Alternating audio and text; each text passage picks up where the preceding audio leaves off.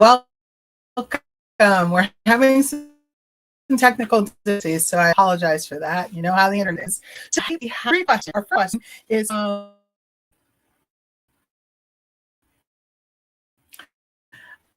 I'm back. Again, technical. Our first question is and Charlie.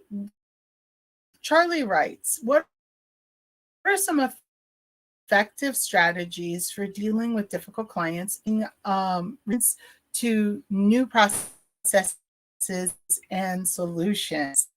Charlie, I love this question. So it's a great question. So let's just dive in. When dealing with difficult clients, honestly, in any setting, and for us, especially because we're game based learning, we have clients that are not difficult,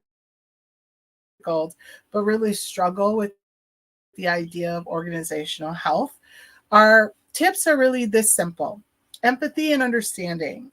It seems really simplistic, but honestly, you've got to be able to get into your client's perspective. You have to be able to sort of help them understand what it is that you're trying to accomplish. But more importantly, you need to ask yourself questions around what are their pressures?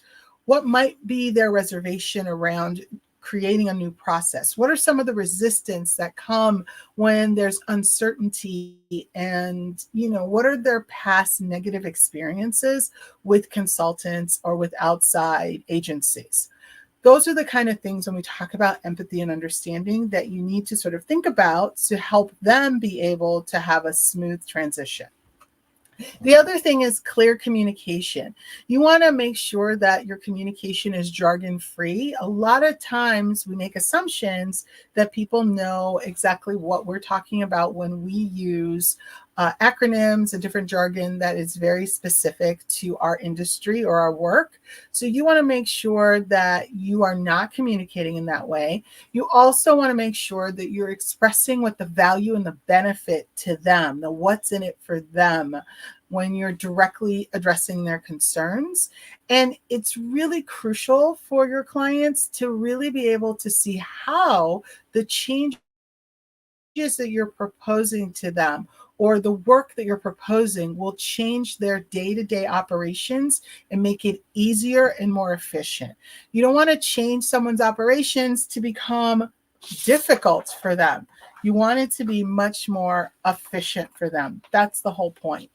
Then you want to make sure that you have a feedback loop.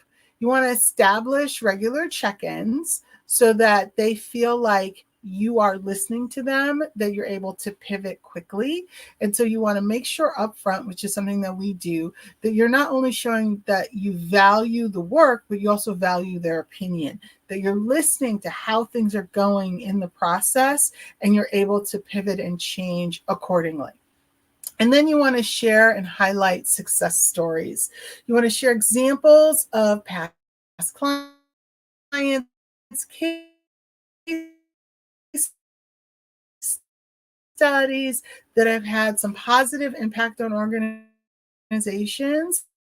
This helps establish your credibility and makes them feel a little bit. I think you should also make sure we only want to highlight the successes and we don't want to show people that we've had failures. And so it's important to show them we failed. Like it's happened. These things sort of happen. So, Charlie, I hope that really helps in terms of being able to give you some tips on breeding success in what you're doing. Our next question comes from Bridget, and her question, Bridget R. What are some key things that a good facilitator should be doing? So, really, how to be a good facilitator is what she's saying. So, I think the key is for facilitation is that you want to be able to inspire, encourage, and you want to help people to create a process in their meeting. So, if you're facilitating a meeting, facilitating a workshop, facilitating a session, an advisory session, or a roundtable. You want it to feel like it's a collaborative experience. You want people to know that you are there to move the conversation forward, not just there to express your opinions. So you really need to practice active listening when you're doing that. You need for people to feel like they are part of the the conversation and you are including them in, and that you're making sure all voices are heard.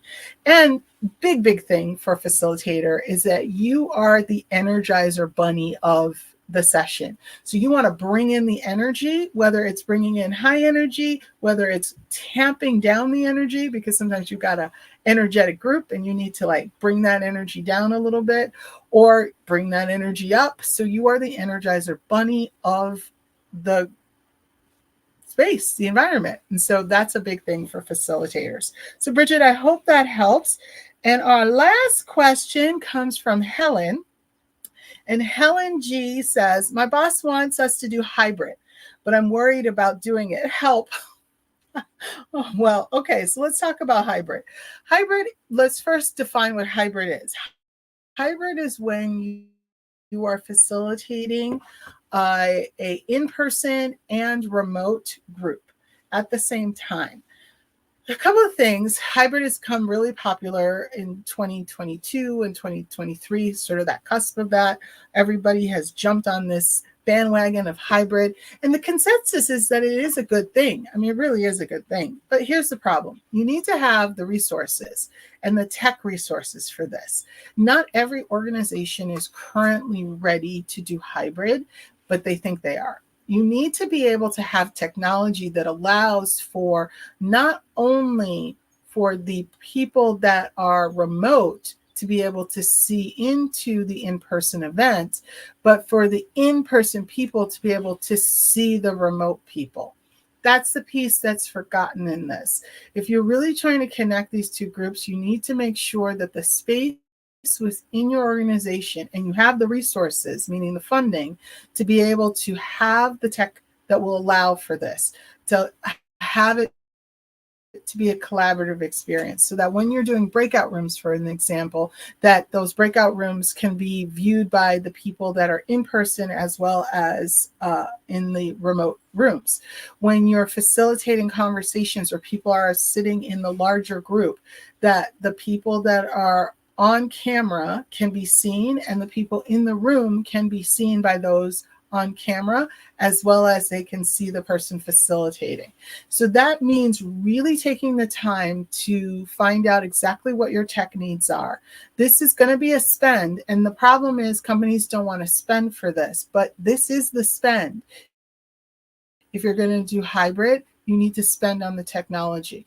There's a lot of great technologies out there that can do this, but you also have to have the hardware, not just the software, but the hardware within the room and the space to be able to do this. And a lot of hotels, conference areas are now starting to build for the hybrid experience. So this might be a situation where you might have to move your meeting outside of your organization if you don't have the conference room that can do this.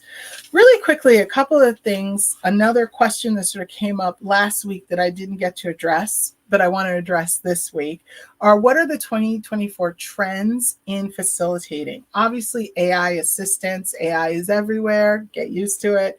In person, really people want to come back, even though we just talked about Helen's question about people want to come back. They want to be part of the in-person and actually get to see and touch people. Team support. People want more opportunity to connect with their teammates, connect with those. So others. So those are the big trends that you're going to be seeing. Micro learnings is still another huge trend that you'll be seeing in this space, but really that falls under the team support. Well, I know that this has been a choppy video. My internet has been a little choppy going back to technology. I hope that you got the bulk of this, and I will see you guys next week. Same bat time, same bat place. Thanks again. Have a wonderful